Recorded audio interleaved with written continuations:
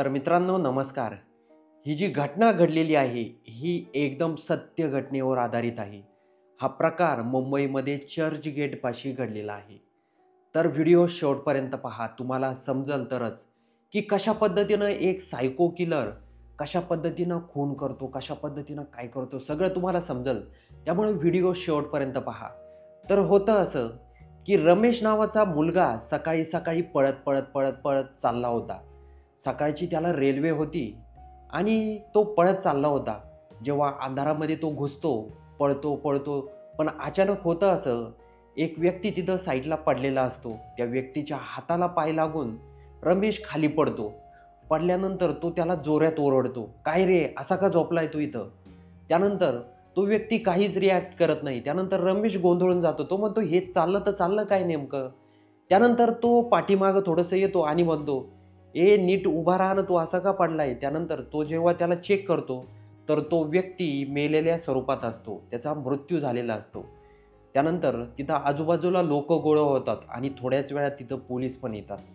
त्यानंतर होतं असं, रमेशला पोलीस सगळं काही विचारतात. रमेश सांगतो सुरळीतपणे. त्यानंतर पोलीस जेव्हा त्याची बॉडी बघतात, सगळं काही बघतात, तेव्हा पोलिसांना पण धक्का बसतो.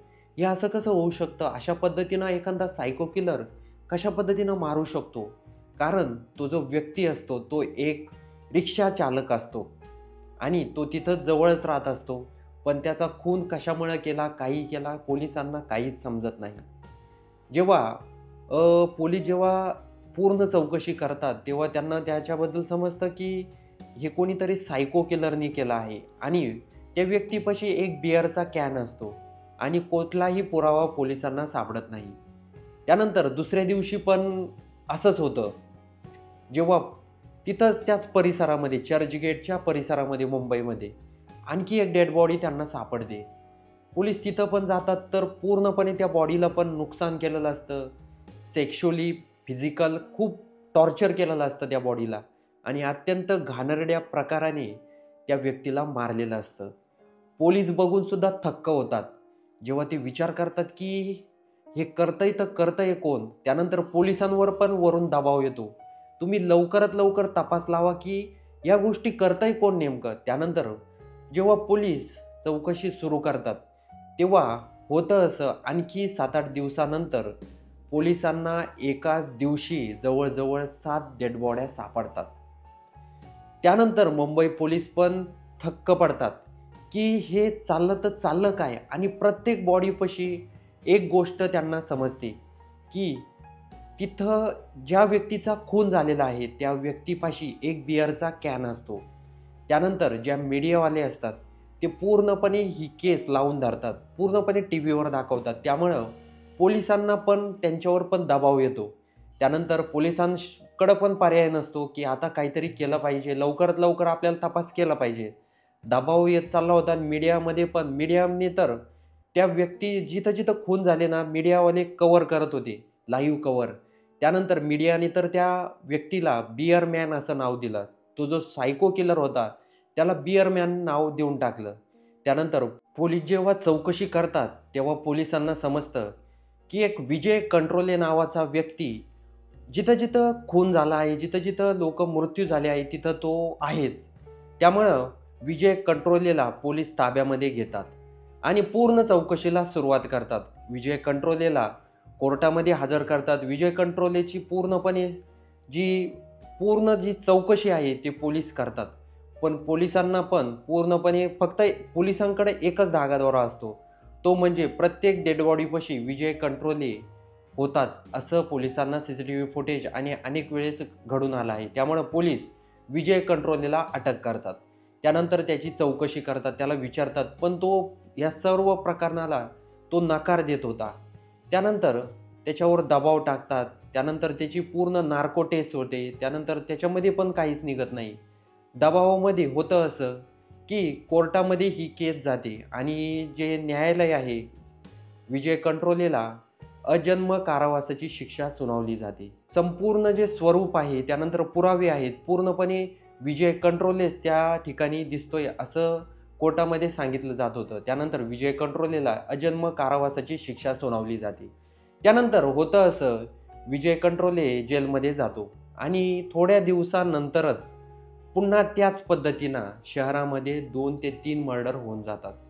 त्यानंतर पोलीस पण हक्के पक्के राहतात. ते पण गोंधळून जातात. विजय कंट्रोले तर आतमध्ये आहे. मग हे जे आतमध्ये बाहेर कोण करतंय हे काम? त्यानंतर पोलिसांवर पण दबाव येतो. त्यानंतर त्यांना पण प्रश्न पडतो, की हे करतंय तर करतंय कोण? त्यानंतर होतं असं, विजय कंट्रोलेचा जो वकील असतो, त्याला ही एक संधी मिळालेली असते. त्यानंतर तो पुन्हा कोर्टामध्ये धाव घेतो आणि हे जे खून झाले आहे, ह्या खुनाचा मुद्दा तिथं कोर्टामध्ये मांडतो. विजय कंट्रोले तर आतमध्ये आहे. मग हे खून दुसरं कोणीतरी करतंय असं त्या ठिकाणी वकील युक्तिवाद करतो. त्यानंतर होतं असं, की कोर्टाकडून जो विजय कंट्रोले आहे त्याला सोडून दिलं जातं. त्यानंतर तो पोलिसांची भेट घेतो आणि सांगतो, की मी एक बाळबच्चेवाला माणूस आहे. त्यामुळे मी या भानगडीत कशाला पडेल आणि मी एक चांगला रस्ता निवडला आहे. त्यामुळं मी या गोष्टी करूच शकत नाही. त्यानंतर पोलीस पण त्याला सोडून देतात. त्यानंतर होतं असं, की पोलीस पण हक्के-पक्के राहतात. त्यांच्यावर पण मीडियामुळं दबाव येतो. त्यानंतर विजय कंट्रोलेला पण सोडून द्यावं लागतं. त्यानंतर मुंबईमध्ये चर्चगेट परिसरामध्ये एकही खून त्यानंतर झालेला नाही. कारण अजूनही पोलीस त्या केसमध्ये गुंतलेले आहेत. कारण पोलिसांना वाटत असतं, की यामध्ये विजय कंट्रोलेचाच हात आहे. पण जेव्हा विजय कंट्रोलेला पूर्ण अजन्म कारावास होते, जेलमध्ये टाकतात, तेव्हा पण हे खून थांबत नाहीत. त्यामुळं विजय कंट्रोलेला नाईलाजाने कोर्टाला विजय कंट्रोलेला सोडून द्यावं लागतं. त्यानंतर पोलीस अजूनही तीच केस पूर्णपणे त्या केसची चौकशी करत आहे. अजूनही जो खरा गुन्हेगार आहे, जो सायको किलर आहे, तो अजूनही सापडलेला नाही. मुंबईमध्ये जेव्हा केव्हा पण 2 पेक्षा जास्त मर्डर होतात, तेव्हा विजय कंट्रोलेलाच तिथं बोलावलं जातं. त्यानंतर विजय कंट्रोलेनी पण अनेक वेळा सांगितलं आहे, की या केसशी माझा काहीही संबंध नाही. मी हे काम आधीच सोडलेलं आहे. मी गुन्हेगारी प्रवृत्तीचा माणूस नाही. मी बाळबच्चेवाला माणूस आहे. तर अजूनही पोलिसांना कोणताही सुराग मिळालेला नाही. तर मित्रहो, तुम्हाला ही कसं वाटली? ही एक सत्य घटनेवर आधारित कथा होती. म्हणजे कथा नाही म्हणता येणार, पण एक सत्य घटनेवर एक स्टोरी होती. तुम्हाला कशी वाटली कमेंटमध्ये नक्कीच कळवा आणि व्हिडिओ आवडला असेल तर सर्वात आधी चॅनलला सबस्क्राईब नक्की करून घ्या.